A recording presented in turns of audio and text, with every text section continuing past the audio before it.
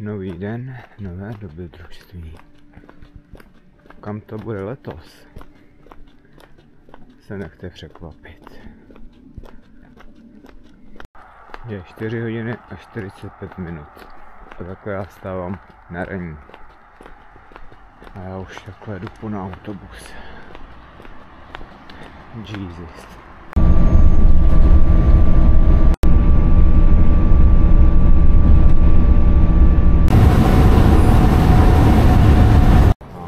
Grafiťárna tady. Nice. Vypadá to pěkně. Líbí se mi to. Jak už jsme na Cčku.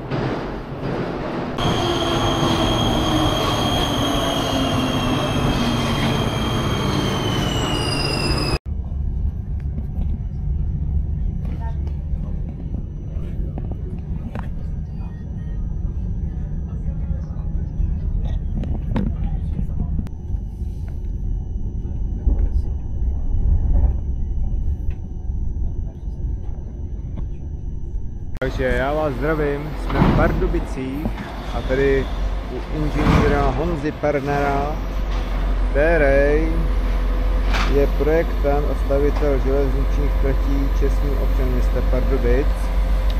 Hází tam v Pardubicích. Jdeme objevovat Pardubice. Let's go. Takže už jsme u přejezdu tady v Pardubicích. Máme tady toho fišáka, jak jinak. Nebojte se, nepřijdete o to. No, držte mi palce a to natočím.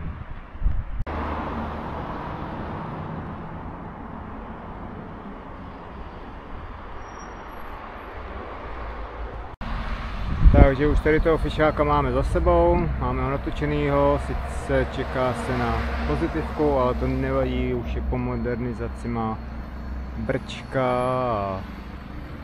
a ledkový světla, který jste mohli vidět ve videu, u přejezdu. Jo.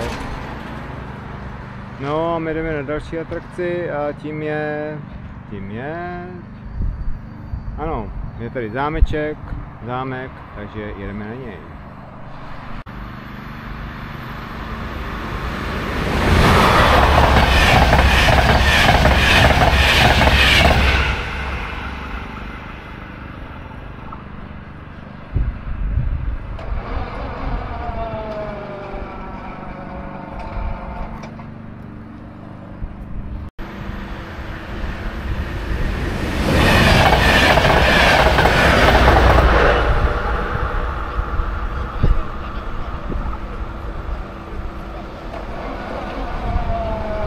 Takže se nacházím na Perštejnském náměstí v Pardubicích.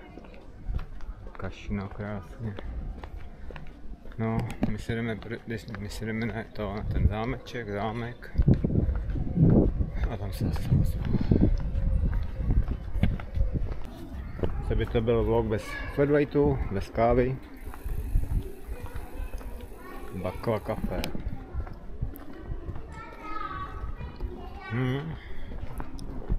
Výborný. Chválím. Takže už jsme na zámku, tady chilluje Fáv. Můžete se podívat takhle na toho fišáka, co tady stojí. No, paráda. Koupím lístek a jdu se podívat, co tady mají. A jak to tady mají. A obsadit to pochopitelně. Ne, kecám. Hlavně to se podívat. Srovnala, kde jsme. A já teďka propálím jednu věc předem. Jste asi pochopili, že se tady nedochoval žádný mobiliář. S jednou jedinou ale jinou. Problém, zbytečky, zlacený flévách a různých kazetách. Já bych se soustředila. Marně bychom tady taky hledali třeba renesanční zahrady, protože tady všechno bylo. A ta parková úprava, na kterou jsem hlasla, to začala už nějaký 18. Do té doby malo myslet kolí, vegetace prostě. Když se podíváme do slovníku, tak to zase vidíme Ferencváru z Pernštejna, zase tam vidíme Pernštejnského Zubra.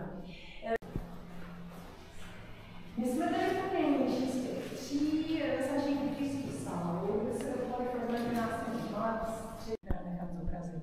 No a když byste si představili úplnou krátce, no ale tady takovou sálu budeme, tady ta malá poznáte, že kdo tam budou stříhat hlasy.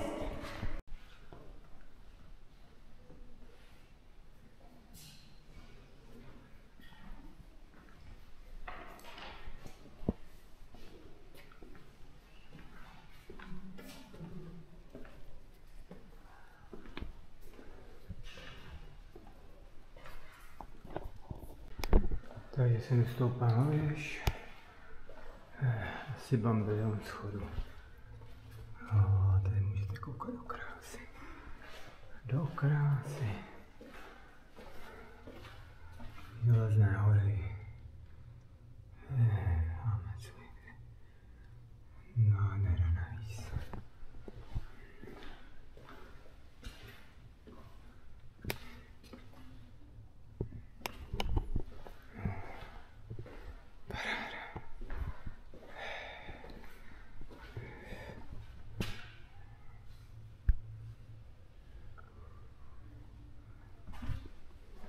No a ještě nekončíme. Jdeme se ještě někam podívat. Zámek máme úspěšně za sebou. Je tu věž. A teďka jdeme úspěšně něco najít. Nějakou dobrou restauraci nebo něco takového. Protože mám hlad jako tygr. Takže jsme už poblíž automatických mlýnů, tady je lodička, podobě restaurace, maják, vrtule, takzvaně lodní šroub, či tam vrtule, lodní šroub. No. Tak snad bude někde restaurace. Co bych chtěl, už mám hlad. Už mám hladík. Já se můžeme podívat na řeku. Takže já se s váma loučím, to je to pro tento vlog vše. Už sedím ve vlaku směr Praha a mějte se, smějte se a u dalšího videa. Ahoj!